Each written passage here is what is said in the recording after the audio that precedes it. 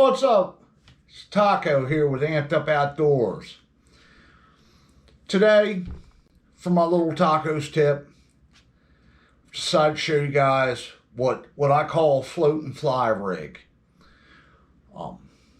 Basically, this is something I use for ultralight fishing, light rods. You can catch crappie and bluegill. I mean, you can even catch bass, pickerel, and stuff like that doing it. So I got my rod here. Like I said, this one's got 4-pound test on it. I got my little hair jigs, or feather jigs. There's a bunch of different names for them. Like I said, I picked these up down at Fishbones. He had quite a selection of them, a couple of different colors. There's also a lot of guys that tie their own. I mean, it's not too difficult. You can get yourself a small fly tying vise, some assorted feathers, some assorted deer tail, maybe a little bit of crystal flash, and you can make these up yourself. You can even buy the jig heads already painted. That's something we'll get into on another day. But I like using this for crappie or bluegill. And the way I rig these up is I just feed through the eye of the hook, double my line back on itself, wrap around my fingers, and I'll feed my jig through that little loop I made when I wrapped around my fingers 3 times.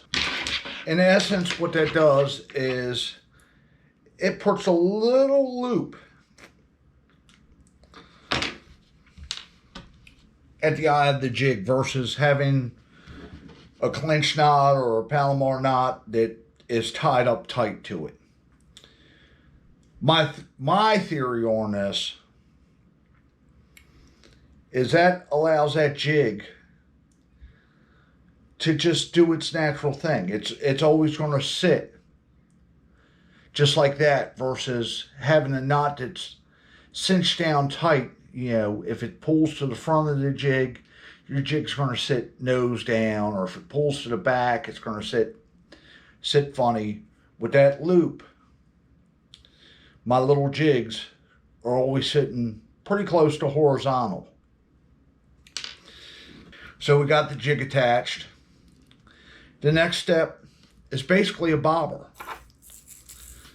Got a couple of different bobbers here. You got your traditional weighted cigar float or torpedo float. They call them a couple of different names. I'm not a big fan of these. The weight does help give you a little extra casting distance. I like these Mr. Crappie rattling pear floats. They have a little couple of BBs in them, so they rattle around. And on that, when I rig this up, I'll start about 2 foot, maybe a little bit more, depending on the depth of the water. Get it clipped on the bottom, then go up, and I always wrap around my bobber. Now with this rig, I just cast it out. I'll let it sit. I'll give it a couple of pops. So as I pop that, this jig is sitting directly below the float. When I move it, this jig's going to come up like so and pendulum back down. If you're in real deep water, you can actually add a second jig about 1 foot up. You know, you just want to make sure you use 2 different weights and you put your heavy jig on the bottom. I'm a big fan of 1/64 ounce, 1/32. You know, when I'm fishing for crappie and bluegill and panfish, I'm using the lightest stuff possible. I've actually went even smaller than 1/64 ounce. I forget what size they are, but I have jigs, and I don't have any close by, but that the little head is so tiny, it's smaller than the eye of the hook. Like I said, that's a good one to put above the other jig.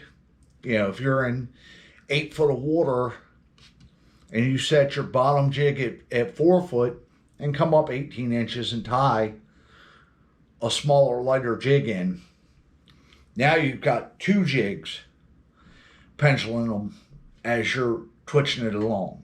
This is a real good presentation. Late fall, late winter, early spring. Like I said, something where you're not real aggressively fishing. You know, move it 3 inches, let it sit. Move it 3 inches, let it sit.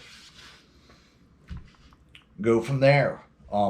There's a couple other tips and tricks we have with them. Like I said, as you go along, you'll kind of pick things up. You know, some folks will tip it with a little bit of bait.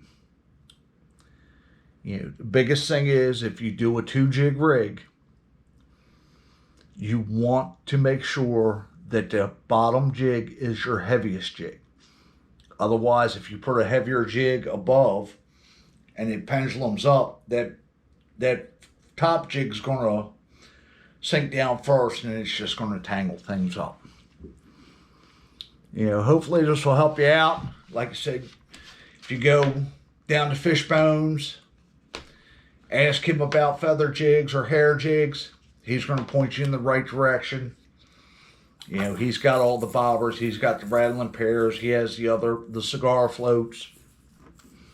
You know, get out there and get it done. I'll catch you guys on the next video. We'll see you.